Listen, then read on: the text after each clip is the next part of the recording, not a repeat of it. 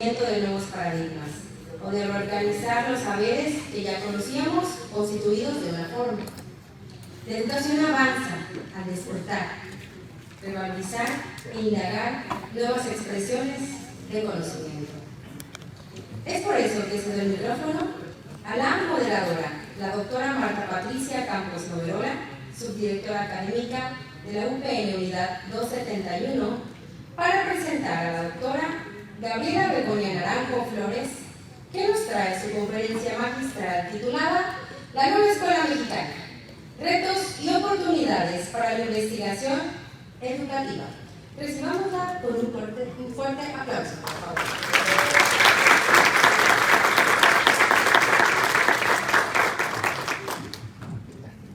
Muy buenas tardes a todas y a todos, estudiantes de posgrado, docentes, invitados especiales y autoridades que nos acompañan. La conferencia que vamos a presenciar el día de hoy lleva por nombre Nueva Escuela Mexicana, retos y oportunidades para la investigación educativa. Y vamos a conocer quién es nuestra conferencista magistral que nos acompaña el día de hoy.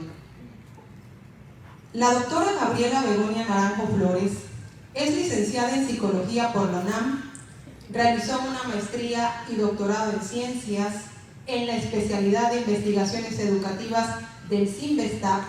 Además, cuenta con un postdoctorado en Educación por la Universidad Estatal de Campinas de Sao Paulo, Brasil, y es miembro del Sistema Nacional de Investigadores Nivel 1.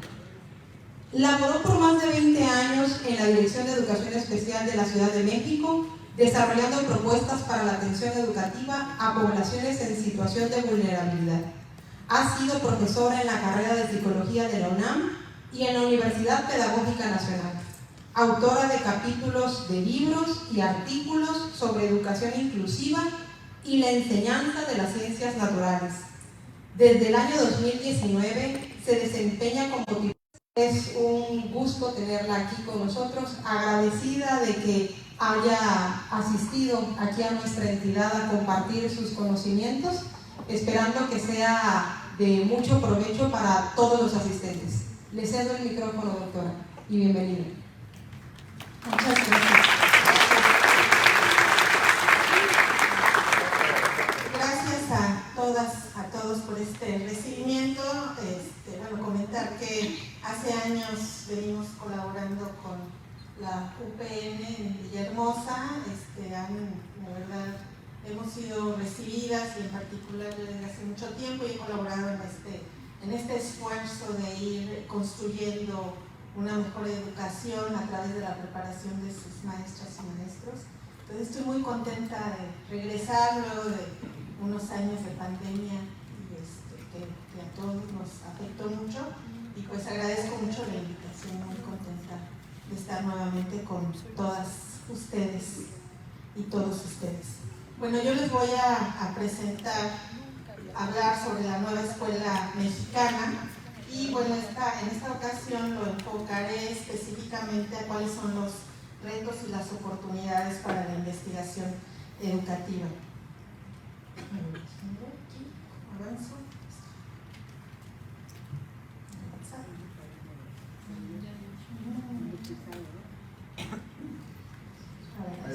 Sí, bueno,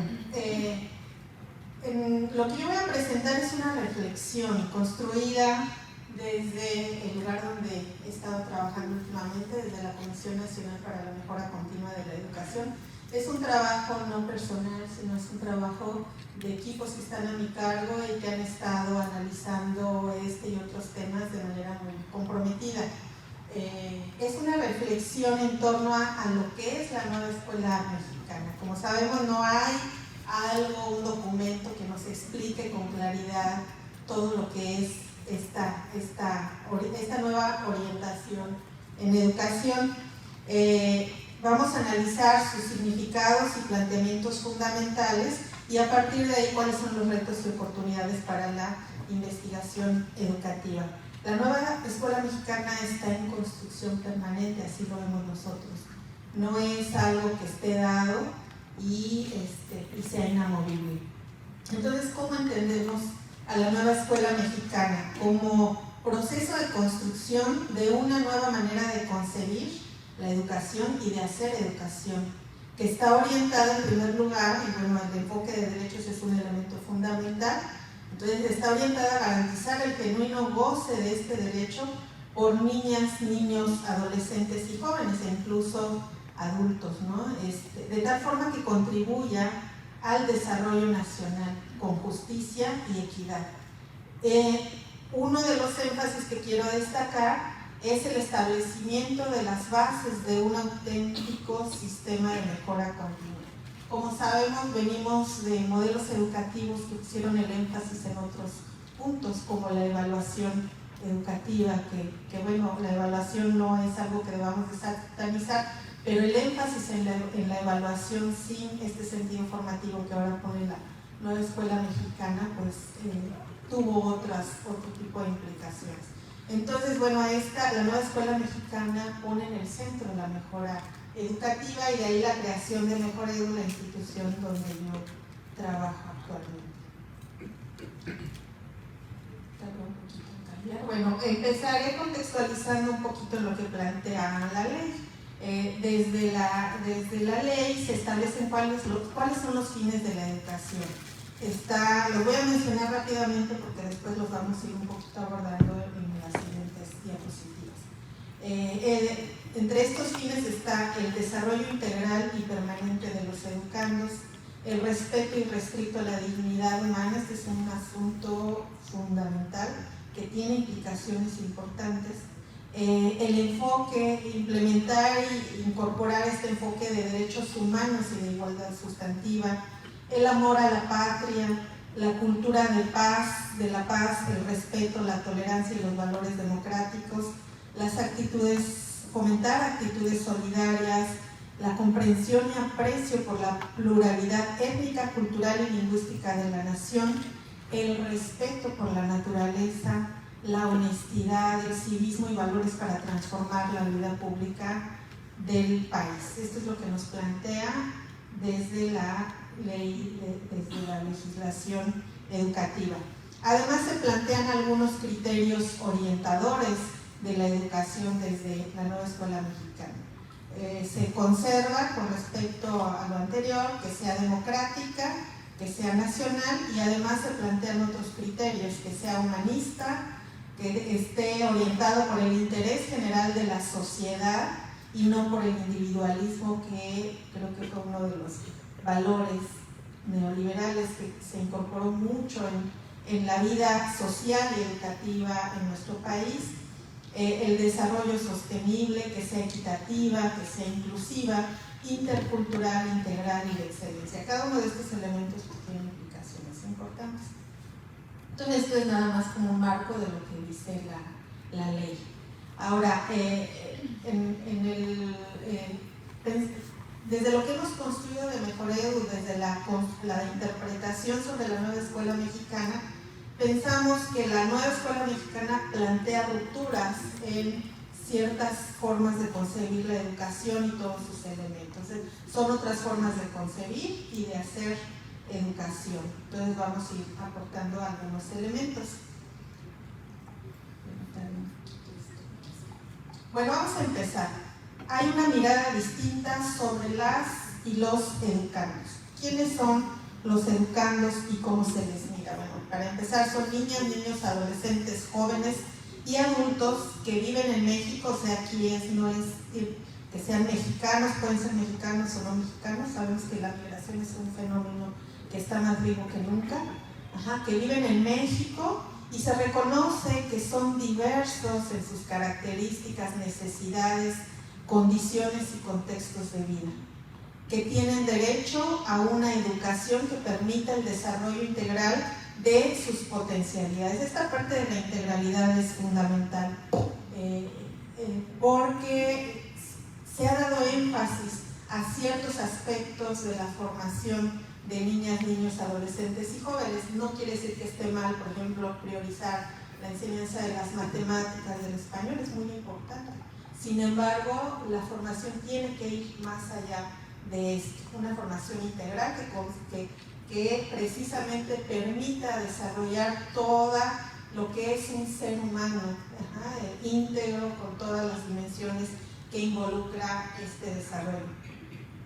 Y desde el respeto irrestricto de su dignidad humana. Esto es fundamental. La educación no puede ser educación o una buena educación si no hay este respeto a la dignidad humana. No puede ser posible, y esto, bueno, obviamente no es responsabilidad solo, ni únicamente, ni fundamentalmente de la escuela, ¿no? Encontrar niños en la calle limpiando parabrisas, drogados, esto es atentar contra la dignidad humana. En la escuela también ocurre, en las escuelas puede ocurrir. Por ejemplo, cuando podemos estar dando una muy buena enseñanza de ciertas asignaturas, pero violentando la dignidad de los estudiantes cuando se les falta respeto, cuando se les refiere a ellos de manera despectiva, o cuando entre ellos mismos viven ambientes de mucha violencia, de mucha agresión. Ahí estamos atentando contra la dignidad humana. Entonces, este aspecto de la dignidad humana es fundamental.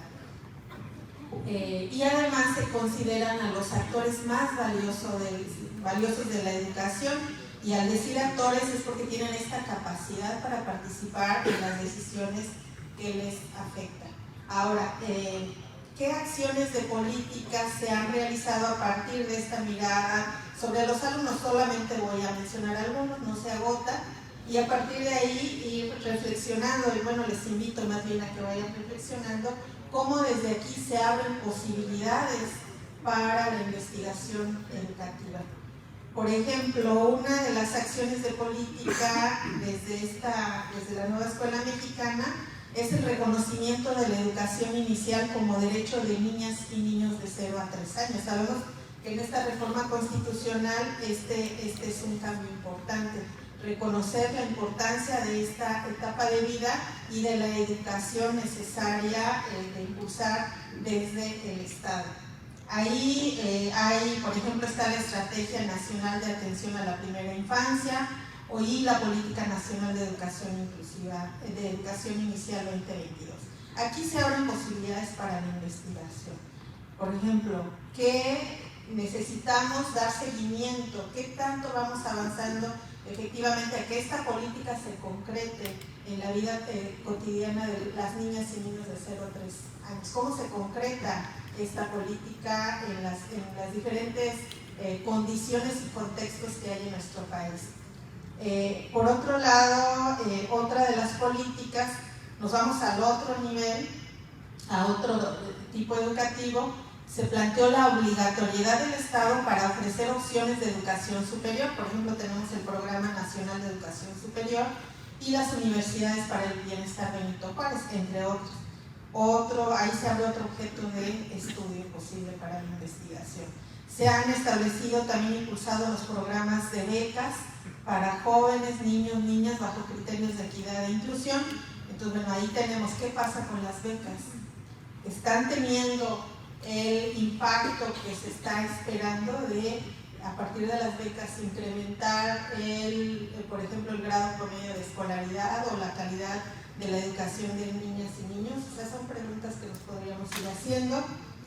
También, bueno, la transformación del currículo implica también, o en el trasfondo hay esta manera distinta de ver a las niñas y niños, impulsando una formación integral y con sentido humano de niños, niñas, adolescentes y jóvenes. Esta idea de formar personas autónomas, críticas, participativas, capaces de comprender y transformarse a sí mismos y su entorno familiar, comunitario, social, y interactuar de manera consciente y responsable con el medio ambiente, por ejemplo, con su entorno social, y esto para beneficio no solo de sí mismos, sino de sus comunidades, de las comunidades en donde ellos viven.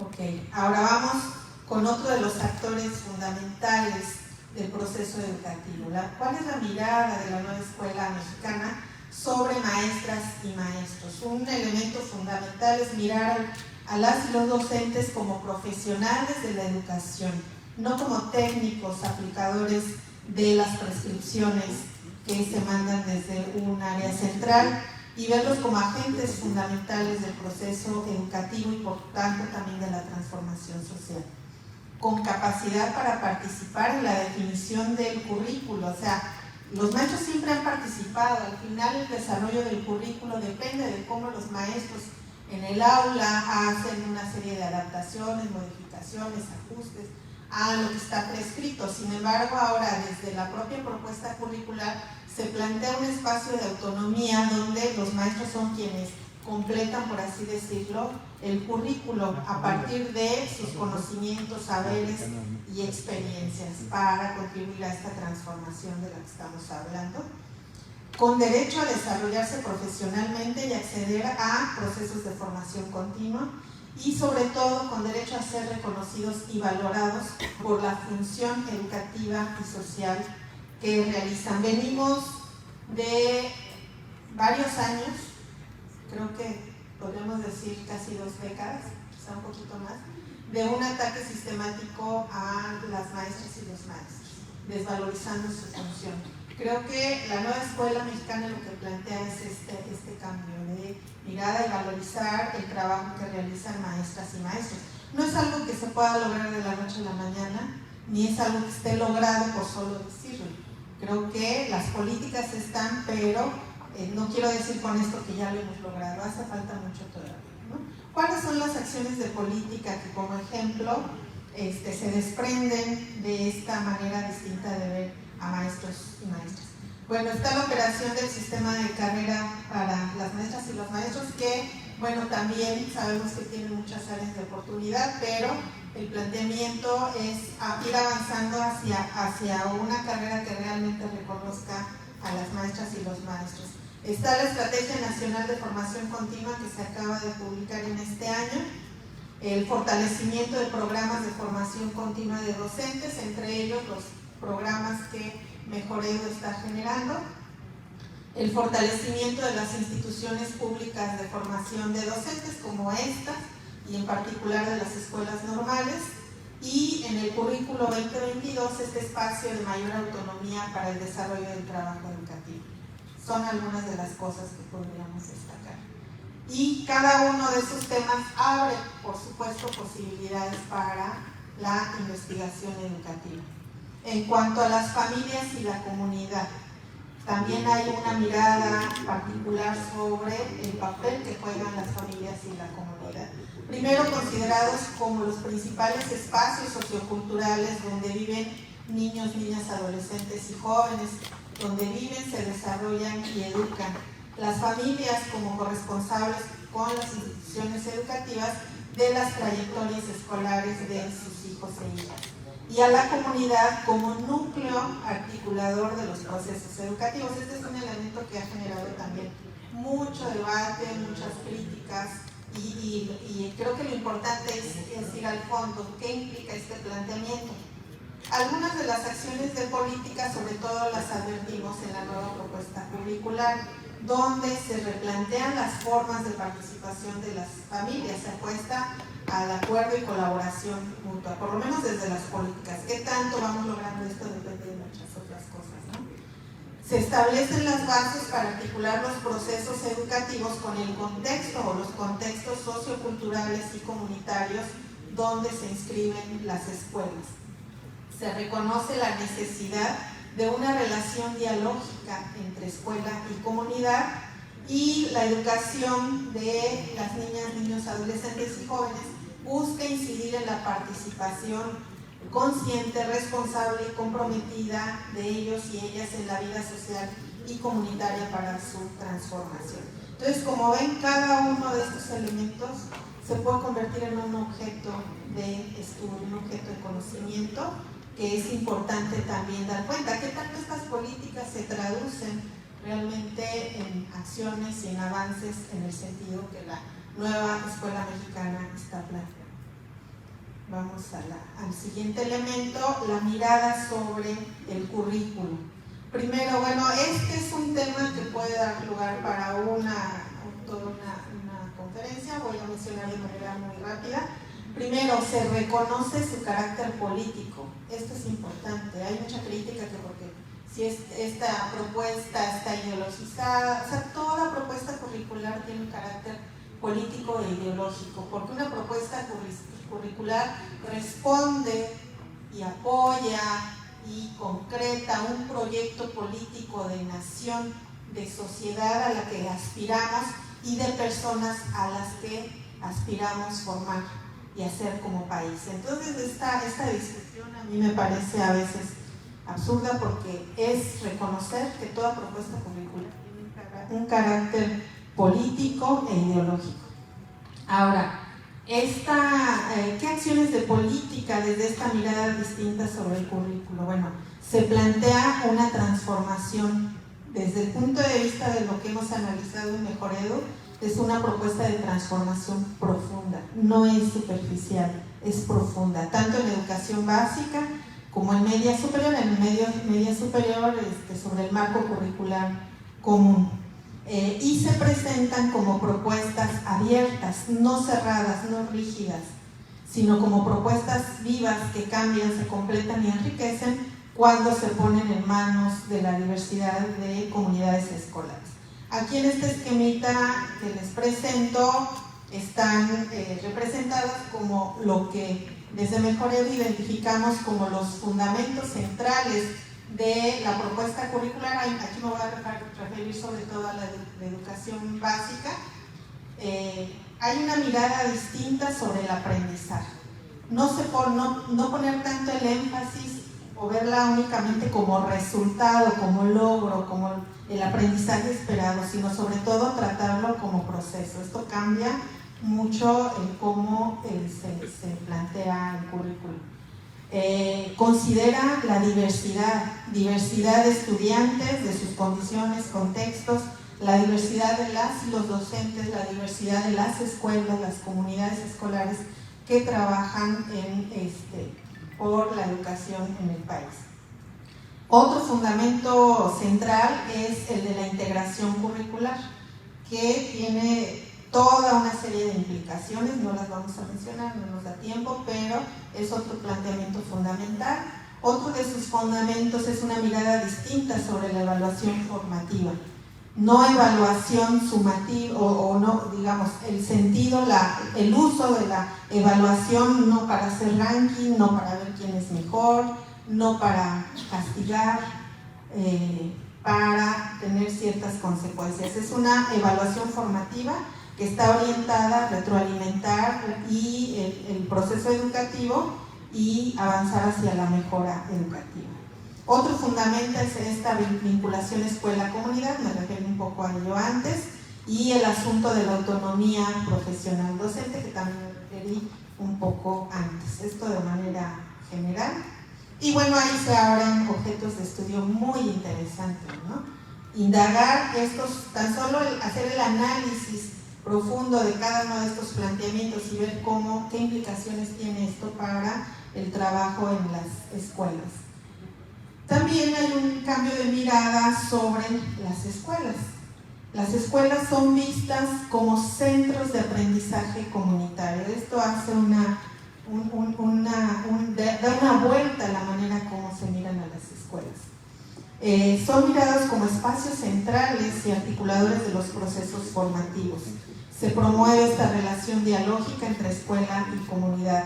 Esta idea de la escuela como algo delimitado, aislado de la comunidad, que sabemos que en muchos casos no ha sido así. Bueno, sobre todo creo que aquí en Tabasco hay muchos ejemplos de cómo la escuela está siempre vinculada a la comunidad de muchas maneras, ¿no? Entonces la escuela se presenta como un espacio abierto y punto de encuentro entre conocimientos, saberes y experiencias, y permite que los procesos formativos y los contenidos cobren sentido y abran posibilidades para la transformación del entorno en que viven niños, niñas, adolescentes y jóvenes. Este es todo un tema que amerita ser analizado, cómo se está mirando a la escuela como este centro comunitario de formación y donde la educación tenga relevancia social, sea significativa para las niñas, niños, adolescentes y jóvenes y contribuya a la comprensión de la vida cotidiana de estos educandos y contribuya a la transformación social, que los prepare para ser partícipes de la vida social de manera consciente, de manera responsable, de manera crítica. Entonces, bueno, algunas acciones de política. La transformación del Consejo Técnico Escolar. En este ciclo escolar hubo un giro, digamos, a cómo se venían realizando los consejos técnicos. ¿Se acuerdan? Habían estas guías que decían casi paso a paso lo que los docentes tenían que hacer, los colectivos. Lo que se trató es ya no más guías, sino algunas orientaciones generales donde los docentes tuvieran espacio, pudieran hacer uso de ese espacio de autonomía. ¿Es suficiente? No, no es suficiente. Tenemos que seguir avanzando, pero bueno, es una acción de política. Ahí se abre otro objeto de investigación. ¿Qué pasa en los consejos técnicos? ¿Cómo se están desarrollando los consejos técnicos?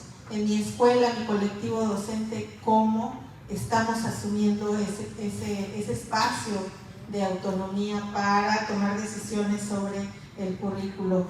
Está el Programa Escolar de Mejora Continua, la Estrategia Nacional de Educación Inclusiva, el programa La Escuela es Nuestra, este proceso de transformación del currículo que pone en un lugar diferente a la escuela, la actualización de materiales educativos y en particular de los libros de texto gratuitos. Son algunas acciones que igual nos plantean objetos de estudio. Ahora, algo que destaqué al principio es que desde la nueva escuela mexicana se pone en el centro ahora en la mejora continua de la educación. Y ahí es donde un poquito les voy a hablar de lo que hacemos en Mejor Edu. Ok, se plantea la necesidad de establecer un sistema nacional de mejora continua de la educación. Esto implica tener una mirada o articular a los diferentes actores, instituciones y procesos que se desarrollan en el sistema educativo nacional y en los sistemas educativos estatales. Ese conjunto de actores e instituciones, por ejemplo, bueno, este sería una institución muy importante dentro de este sistema nacional, y esta mirada articulada lleva a pensar cómo o a trabajar cómo nos vamos a ir articulando para poder conjuntar esfuerzos y concretar todos estos planteamientos de la nueva escuela mexicana. Y desde este sistema, entonces, el énfasis, como ya lo dije, está puesto en los procesos de mejora continua. Aquí, ¿qué acciones de política se han realizado? Y que aquí también se abre otro conjunto de objetos o posibilidades para la investigación.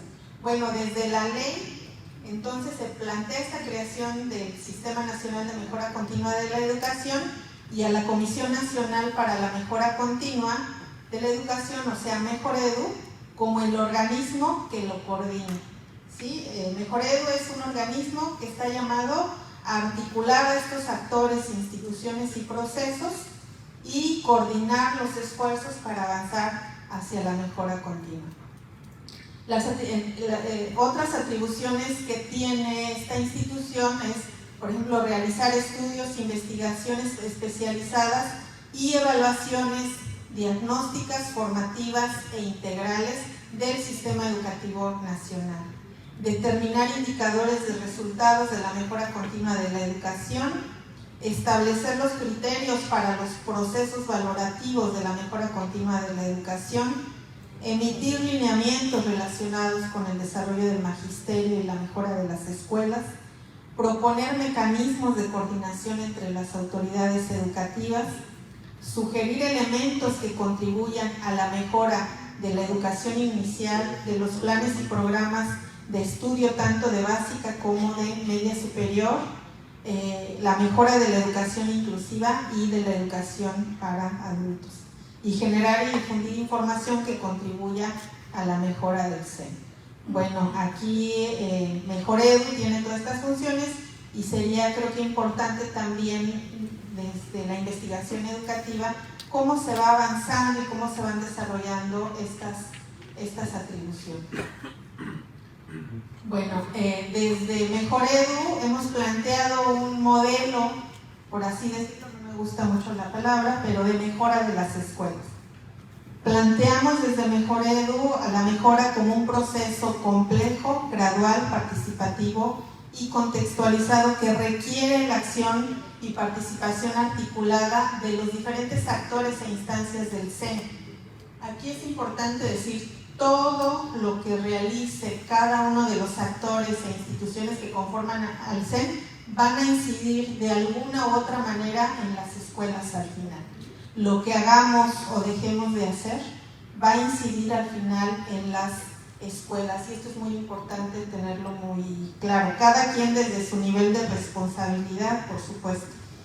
Y entonces, bueno, la mejora continua de las escuelas, desde lo que hemos construido en Mejor Edu, tiene que seguirse trabajando mediante el fortalecimiento de las condiciones en que trabajan y los procesos a través de los cuales se desarrolla la tarea educativa. En este esquema, de manera muy general, se plantean cuáles son esas condiciones y procesos que hay que ir fortaleciendo para la mejora de las escuelas y por ende de la educación que en ellas se desarrolla. Por un lado, avanzar hacia una infraestructura adecuada y digna, hacia un currículum justo, flexible, pertinente y contextualizado, contar con maestros que tengan formación específica de acuerdo a las condiciones y contextos y necesidades de las y los estudiantes, avanzar hacia formas de organización que favorezcan el trabajo pedagógico, que haya disponibles materiales educativos pertinentes, que se desarrollen prácticas escolares inclusivas e interculturales y procesos de enseñanza y aprendizaje que favorezcan la formación integral de niños, niñas, adolescentes y jóvenes. Como ven, aquí se articulan todos los elementos de la nueva escuela mexicana. Esta es la construcción que desde Mejor Edu hemos hecho, y bueno, pues las posibilidades de investigación aquí son múltiples, como pueden ver. O sea, tareas de investigación tenemos y muchas.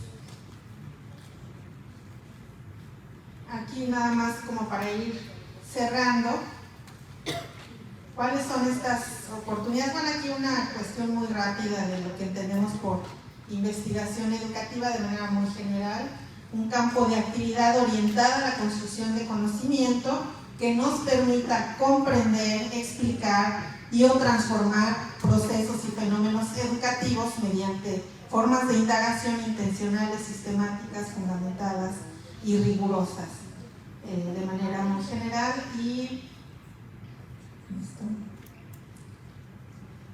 algunas premisas que hay que considerar desde la investigación educativa. Han habido aportaciones muy interesantes para el propio desarrollo del sistema educativo nacional. No es la investigación educativa no de manera directa nos dice cómo hay que avanzar en la operación del sistema educativo, pero todo lo que se ha generado de investigación alimenta la toma de decisiones, la construcción de estos rumbos de la educación. Y bueno, quienes de alguna manera nos formamos en la investigación y tenemos como yo esta oportunidad de trabajar en una institución que abona en este sentido, pues la investigación nos da muchos referentes, ¿no? Entonces la investigación puede contribuir al rumbo, a la orientación y a la consolidación de la nueva escuela mexicana. Podemos abordar objetos de estudio en diferentes ámbitos y niveles de responsabilidad, desde las políticas a nivel macro hasta la vida cotidiana de las escuelas y de las aulas, ¿no?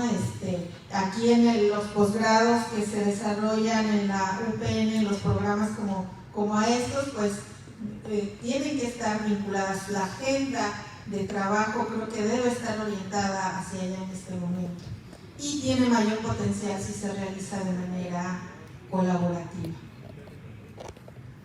Bueno, entonces, bueno, ¿qué oportunidades tenemos? Pues construir estos objetos desde las realidades locales de cada instancia donde se hace investigación con diferentes enfoques de investigación, métodos cualitativos, cuantitativos, métodos mixtos, etcétera. Creo que hemos construido muchas formas de acercarnos a estos objetos de estudio. Hay otros objetos que siguen siendo importantes de analizar, como los efectos de la pandemia, por ejemplo.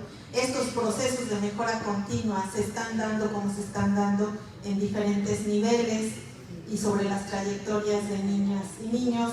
Creo que un tema muy importante es este proceso de apropiación, resignificación de las propuestas curriculares en básica, media superior, las escuelas normales, entre otros. Ahora, nada más para cerrar, les voy a compartir algunos trabajos de Mejor Edu que pueden ser como insumos que puedan ser tomados en cuenta para la investigación. Quisiera iniciar con un trabajo que hacemos en Mejor Edu, que tiene que ver con la generación de análisis estadísticos e indicadores sobre el sistema educativo nacional. Cada año publicamos un cuaderno de análisis con datos, estadísticas e indicadores a nivel nacional. Cómo vamos avanzando en ciertos indicadores que son clave. Hasta el momento hemos publicado tres ediciones. En noviembre saldrá la de este año, y nos da cuenta del estado que guarda la educación en nuestro país. También hacemos análisis a nivel de cada estado, cada entidad. Cómo se encuentra la educación en el estado de Tabasco. Creo que este es un referente que puede ayudarlos a fundamentar sus trabajos de indagación. También contamos con una serie de prontuarios de indicadores, de uno por cada entidad, donde además hay análisis a nivel de los municipios de cada entidad. Tenemos análisis por temas específicos, por ejemplo, un cuaderno sobre discapacidad y derecho a la educación. Es un cuaderno que da cuenta de cómo se encuentra la atención educativa de la población con discapacidad en nuestro país, y otro sobre la formación de los profesionales de la educación. En este año estamos preparando uno sobre la educación de pueblos y comunidades indígenas. Está este sistema de información que se llama así Mejor Edu, donde van a encontrar datos estadísticos e indicadores a nivel de escuela, municipio, entidad, por tipo de localidad, etcétera. Los invito ahí a que lo exploren. También en Mejor Edu se desarrollan una serie de investigaciones interesantes que puede ser un referente para el trabajo que ustedes puedan estar realizando. Ahí están estos informes de investigación educativa. Por ejemplo, generamos una serie de estudios sobre la pandemia, ¿no? ¿Qué pasaba en las comunidades escolares durante la pandemia? Hay por ahí un estudio sobre violencia entre estudiantes en educación básica y media superior. Hay un documento, un estudio sobre la USAER, ¿no? Que creo que es un servicio muy importante. Modelos híbridos en educación primaria, la política de educación inicial, entre otros. Son insumos que pueden ustedes considerar. Además, también hay una serie de documentos que analizan las propuestas curriculares, las que aún están vigentes, 2011-2017, y recomendaciones para la nueva propuesta curricular. Estos documentos tienen toda una perspectiva de Mejor Edu sobre cómo miramos el currículo y cuáles son, hacia dónde tendría que ir la transformación del currículo, esta que está en marcha. Está un boletín que se llama Educación en Movimiento, donde vamos abordando temas de interés cercanos a las comunidades escolares. Ahí encontrarán una diversidad de temas: educación inicial, indígena, media superior, padres de familia, y además vamos recuperando las voces de muchos de estos actores. Es un esfuerzo que puede detonar mucho de hacia dónde orientar los esfuerzos de investigación. Y bueno, finalmente tenemos una serie de materiales que se llaman Hagamos Comunidad. Son materiales que hacen propuestas de trabajo didáctico bajo esta idea de proyectos, tanto en educación básica como en media superior. Y bueno, todo esto lo pueden encontrar en la página de publicaciones de mejorarlo. Y bueno, pues por mi parte esto sería todo y estoy abierta a sus comentarios.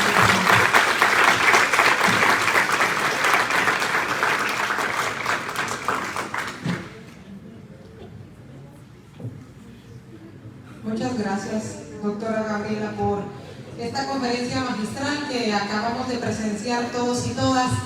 Indudablemente cuando surgen reformas, surgen nuevas políticas, nuevas disposiciones, ¿verdad? Como bien nos explicó, son una oportunidad de investigación, de cambio, de conocer, de hacernos las preguntas del por qué surgen, cuál es la fundamentación, cuál va a ser el beneficio que nos va a traer como sociedad, sobre todo como docentes, como maestras, como maestros, como investigadores.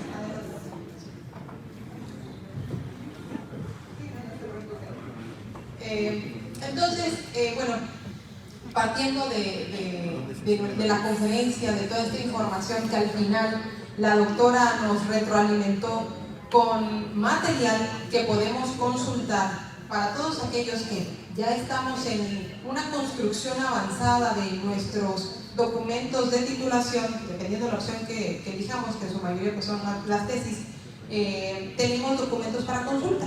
Pero también para aquellos que están ingresando, los que están en primer semestre, es muy importante que hayamos tomado nota, ¿sí? Aquí yo hice todas mis anotaciones, doctora, ¿verdad? Entonces es muy importante que hayamos tomado nota porque aquí nos dio ejemplos factibles para iniciar un trabajo de investigación, para todos los que estamos en primer semestre. Entonces, ahorita están revisando una de las preguntas que hicieron mediante el formulario, pero también hay una que dice, doctora, entonces, en lo que me pasan las otras, voy a dar lectura a esta. ¿Cómo se aborda la inclusión desde la nueva escuela mexicana? ¿Sí? Temáticas que hoy en día a nuestras docentes y nuestros docentes se les solicita, ¿verdad?, que dentro de sus espacios áulicos se considere la inclusión. Entonces, esa sería la primera pregunta para que respondamos en lo que buscamos las otras. Por favor. Sí, gracias. Bueno, la inclusión es uno de los criterios que plantea la nueva escuela mexicana para la educación. ¿Cómo se traduce en políticas, en acciones de política? Una de ellas es en la propuesta curricular, está como uno de los ejes articuladores. Además está la Estrategia Nacional de Educación Inclusiva. Esto es como acciones, digamos, o planteamientos. Ahora, ¿esto cómo se traduce en las escuelas? Va a ser, o sea, hay todavía mucho por hacer. Hay un trabajo que va correspondiendo a los diferentes actores e instancias del SEN en sus diferentes niveles de responsabilidad. Particularmente yo llevo muchos años trabajando el tema de inclusión y desde la comisión estamos generando, de hecho el siguiente año tenemos que desarrollar sugerencias para la mejora de la educación inclusiva. Sin embargo, todo lo que hacemos en la comisión, tratamos de incorporar este enfoque de educación inclusiva. Por ejemplo, uno de los materiales de Hagamos Comunidad está precisamente orientadas a comunicar una perspectiva que hemos construido sobre lo que son escuelas que avanzan hacia ser inclusivas. Pueden ver en la página de publicaciones como una serie de videocápsulas en la página de Hagamos Comunidad. Son 5 videos que pueden ser utilizados para trabajar con grupos de docentes, padres de familia, con estudiantes, etc. Entonces, es un elemento fundamental en la nueva escuela mexicana, pero falta seguirlo trabajando, falta analizar qué implica la educación inclusiva, porque hay varias maneras de ver la educación inclusiva, hay varias vertientes. La que más se está trabajando es una vertiente muy funcionalista, o sea, es una vertiente que habla de la gestión de las diferencias o de las diversidades, pero no se mete al asunto de las desigualdades. Entonces, lo que estamos trabajando desde la comisión es una perspectiva crítica de la educación inclusiva. Entonces, bueno, sí falta mucho trabajo en ese sentido. Y por cierto que estamos desarrollando junto con la OEI unas mesas de análisis precisamente sobre educación inclusiva. Les invito a verlas. Llevamos 2 mesas, fueron mesas muy buenas, están en la página de YouTube de Mejor Edu, y nos faltan 2 más los siguientes 2 jueves, porque precisamente lo que queremos es seguir profundizando sobre qué perspectiva de educación inclusiva y cómo a estos planteamientos tendríamos que irlos concretando. Eso.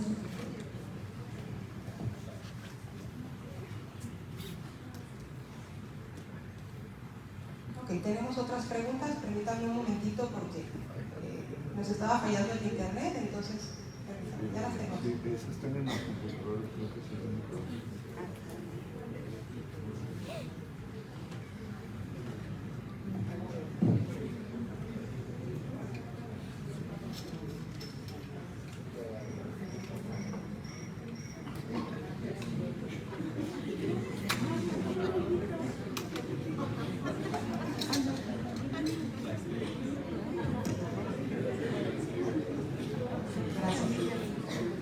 Correcto. Bueno, por aquí tenemos una pregunta que realiza un estudiante de la maestría en gestión aquí del centro, y dice así: ¿hacia dónde se dirige el programa escolar de mejora continua con la implementación de los nuevos planes y programas? ¿Hacia dónde se dirige el programa escolar de mejora continua con la implementación de los nuevos planes y programas? Bueno, hasta donde nosotros entendemos, el programa escolar de mejora continua sería, si lo queremos vincular con la nueva propuesta curricular, sería un insumo importante para todo esto del análisis socioeducativo, para que a partir de ahí se pueda articular o generar el programa analítico. Eso es lo que nosotros interpretamos.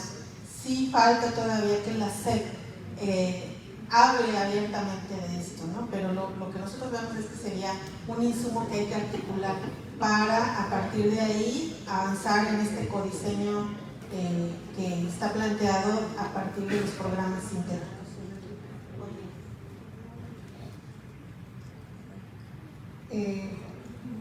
Aquí nos hacen otra pregunta de la maestría en educación del centro, que menciona si tendremos materiales para la integración de las TICs en la educación. ¿Tendremos materiales para la integración de las TICs en la educación?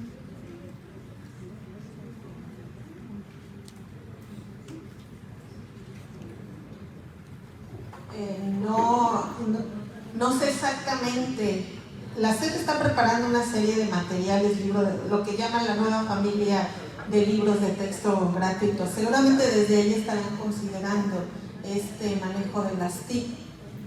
Creo que desde la propuesta curricular es precisamente abrir esa opción para que desde los colectivos se integren, y seguramente se generarán herramientas, se generarán algunas posibilidades para incorporar las TIC, pero bueno, ahí más bien habría que preguntar directamente a la Secretaría de Educación Pública. En el caso de Mejor Edu, tenemos todavía esa asignatura pendiente, ¿no? Avanzar hacia materiales que integren este centro.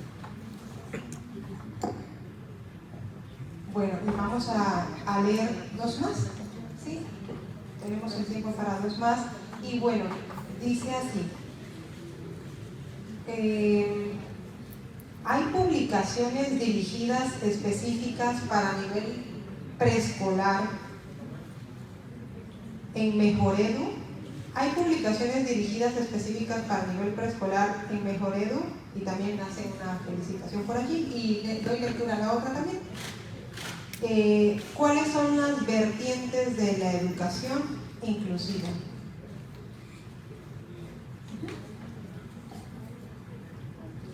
Sí, bueno, de preescolar sí hay Al menos en la unidad que está bajo mi cargo, no trabajamos por niveles educativos. Por ejemplo, las sugerencias a planes y programas de estudio se hacen para todo el trayecto de educación básica.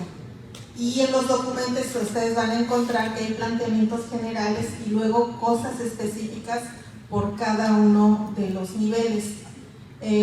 Los materiales, por ejemplo, que tienen propuestas de trabajo desde esta idea como de proyectos, son materiales que sirven para los 3 niveles de educación básica.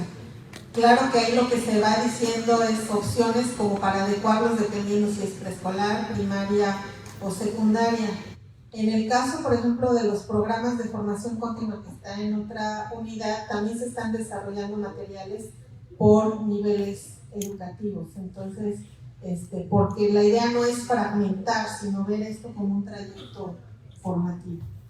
Respecto a la educación inclusiva, les comentaba que yo voy a hablar como de estos extremos. Por un lado, una mirada de educación inclusiva que considera la diversidad, pero solamente la gestiona, ¿no? Se habla, por ejemplo, todos los niños son diferentes, son diversos y hay que responder a sus características y necesidades y hacer adaptaciones y adecuaciones dependiendo de sus características. Sí, está muy bien, pero no se aborda el fondo. O sea, una cosa es hablar de diversidad y de diferencias y el problema es que a veces el hablar de diversidades invisibiliza un tema fundamental que son las desigualdades. No podemos decir, bueno, pues por ejemplo en el aula encontramos niños sí diversos, por ejemplo en sus niveles de aprendizaje, y a veces pensamos que se soluciona con hacer ajustes. Si no miramos cuál es el fondo de esas diferencias y que están muchas veces en las desigualdades, entonces lo podemos dejar en una relación muy superflua, o sea, gestionar las diversidades, más no considerar todas esas desigualdades para poder constituir a la escuela en un espacio emancipador de alguna manera.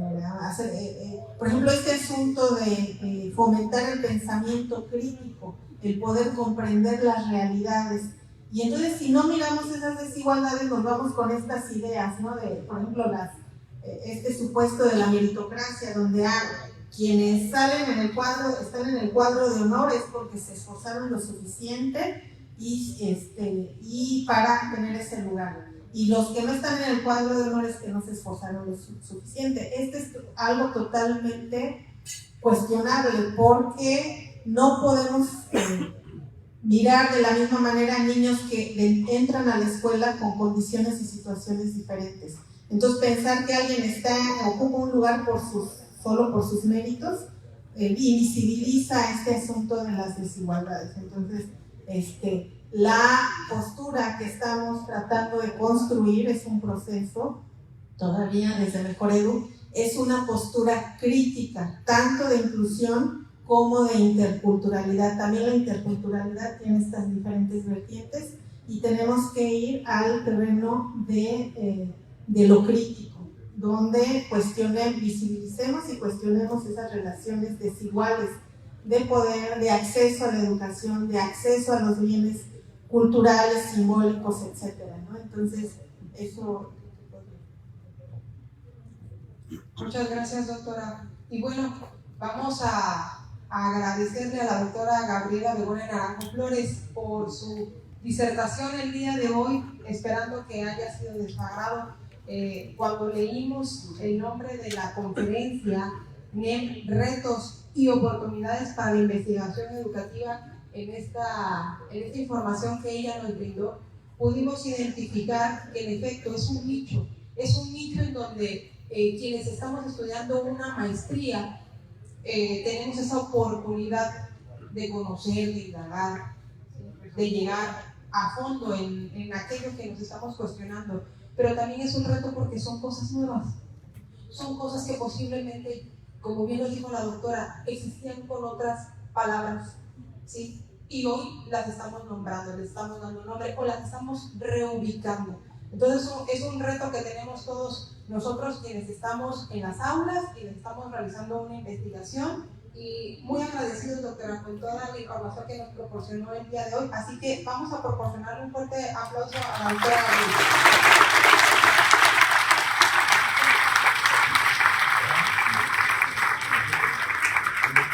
Recibimos al maestro Heriberto González Velázquez, director de la UPN Unidad 271, para entregar una constancia a la doctora Gabriela Begoña Naranjo Flores, que nos compartió su conferencia magistral titulada Nueva Escuela Mexicana, retos y oportunidades para la investigación educativa. Un aplauso.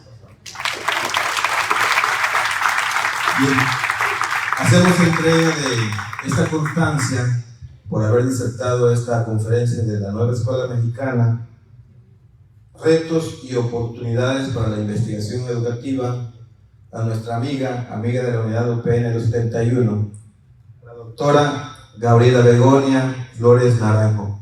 Muchísimas gracias, doctora, como siempre, un gran aporte para todo este estudiantado que hoy me agradece todo lo que me han manifestado en esta conferencia. Bienvenida como siempre y nuevamente esta es su casa. Gracias. Muchas gracias.